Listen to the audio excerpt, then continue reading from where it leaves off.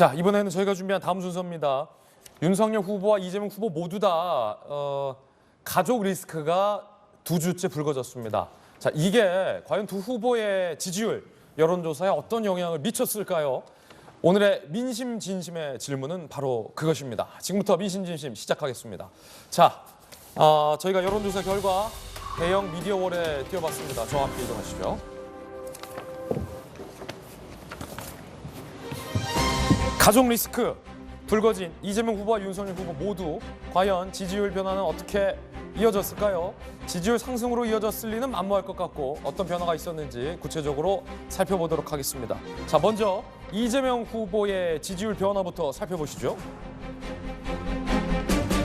자, 이재명 후보가 KSOI 여론조사 결과 때 40.6의 지지율이었는데 어떻게 변화가 나왔을까요?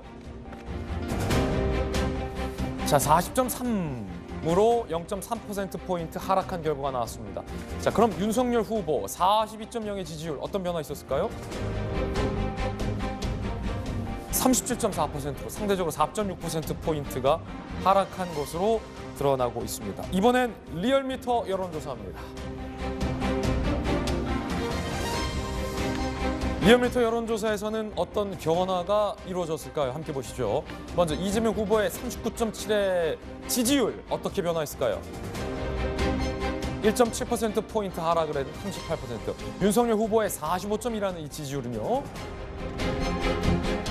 0.8%포인트 44.4% 하락을 했습니다. 배종찬 소장님, 네, 두 후보 모두 다 하락. 이거는 가족 리스크 때문입니까? 그렇죠. 가족 리스크가 이제 유력 후보의 지지율을 지배하고 있는 겁니다. 근데 리얼미터 조사는 12일부터 실시가 된 거예요. 예. 그러니까 윤석열 후보가 반등하던 것까지도 포함이 된 겁니다. 그러니까 더 최근은 KSOI 조사예요. 그리고 최근에 또 다른 조사도 있는데 그건 수치를 말씀 안 드립니다. 우리 그래프가 준비 안 됐으니까. 더 최근의 조사를 보면은 가족 리스크는 가족 리스크인데 배우자 리스크가 아들 리스크보다는 더 크게 반영되고. 그렇습니까? 이제 아들 리스크가 얼마나 더 반영될지는 지켜봐야 될 텐데 이번 선거가 배우자 대선, 아들 대선이 되어가고 있다. 특히 현재는 윤석열 후보의 부인인 김건희 씨 배우자 리스크가 더 큰 영향을 미치고 있다. 윤석열 후보에게 큰 부담이 되고 있는 결과로 나타나고 있습니다. 왜냐하면 김종인 총괄 상임위원장 그런 이야기를 합니다.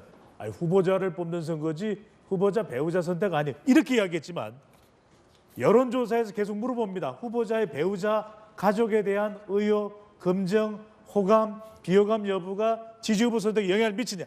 압도적으로 높게 나와요. 그러니까 이번 대선은 정책도 귀에 안 들어옵니다.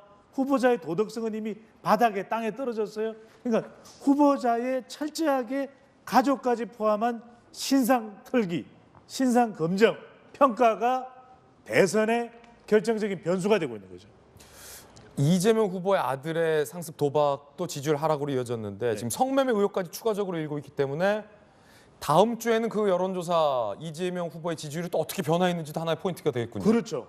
그렇죠. 그런데 지금 아들 의혹도 분명히 추가적인 더 영향이 있을 겁니다. 그런데 역대 대선을 보면은 특히 후보자나 후보자의 가족과 관련해서 특혜, 어떤 혜택을 통해서 이익을 누렸다.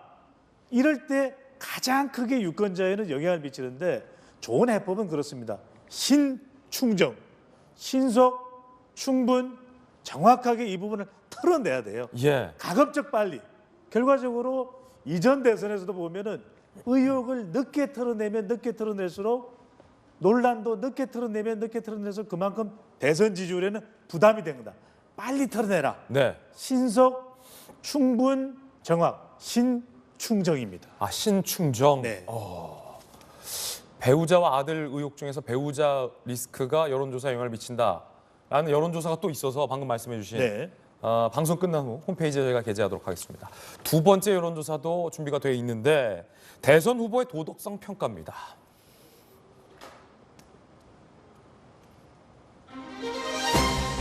도덕성 누가 가장 높나? 이 좀 참담한데요. 다 10점대입니다. 이재명 후보 15.2, 윤석열 후보 16.1, 심상정 17.6, 안철수 후보가 23.0, 김동연 후보가 4.5%인데 변인철 소장님, 네. 이게 좀 뭐랄까 언젠간 뭐 우리 대선 후보들의 도덕성 평가에서 70점, 80점 나온 날도 있겠죠? 그렇죠. 언젠가 뭐 그게 언제가 될지는 모르겠어요. 그러니까 돌직구와 정반대입니다. 돌직구 호감 100%, 대선 후보 호감 땅에 떨어진 거죠. 확실합니까? 자, 이재명 후보 15.2%, 윤석열 후보 16.1%, 오히려 안철수 후보가 23%로 가장 높아요. 예. 그러니까 이번 선거가 비호감 선거라고 하는 이유가 있는 거죠. 그러니까 지금 전재수 의원, 이양수 의원 두 분 나오고 계시지만 할 이야기가 없어요. 자랑할 게 없어. 그러니까 이게 그만큼 땅에 떨어져 있는 비호감 선거가 되고 있다. 그래서 이번 선거는 정책도 들리지 않고 별로 후보들의 비전도 들리지 않고 그러다 보니까 모든 유권자들의 관심이 어디에 쏠려 있냐? 돌직구는 호감이지만 후보자 가족까지 탈탈 털어야 되는 후보자 신상 털기, 검증, 평가, 가족까지 선거가 되고 있는 것이 민심은 진심입니다. 예. 저 도덕성 평가를 보면 하나 굉장히 흥미로운 게 뭐냐면요. 지금 뭐 다시 한 표를 보면 좋겠지만 정확하게 국회 의석수와 반비례하고 있다는 겁니다.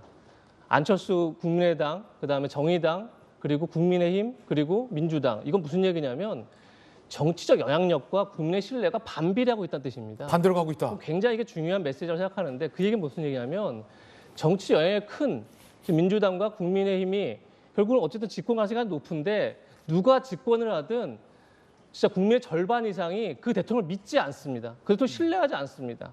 지금 그런 국면에서 선거가 치러지고 있는 겁니다. 이건 뭘 의미하냐면 아니 이렇게 도덕적 기반이 취약한 정부가 누가 되든 과연 성공할 수 있겠습니까? 전 민주당과 국민의힘이 굉장히 뼈아프게 반성할 때 모이고 이러면 국민 입장에서는 뭐 비호감 대선에 대해서 굉장히 얘기를 이미 많이 했지만 굉장히 불행한 선택을 좀 강요받고 있는 누가 돼도 성공하기 참 힘든 기반 속에서 출발하는 정권을 찍어야만 하는 그런 선택을 강요받고 있다. 그런 점에서 진짜 국민의힘과 민주당, 국민의힘 모두 진짜 이 대선을 어떻게 끌고 갈지에서 진짜 고민을 심각하게 해야 된다고 생각이 듭니다. 예. 배종찬 소장님과 함께 민심진신 살펴봤습니다.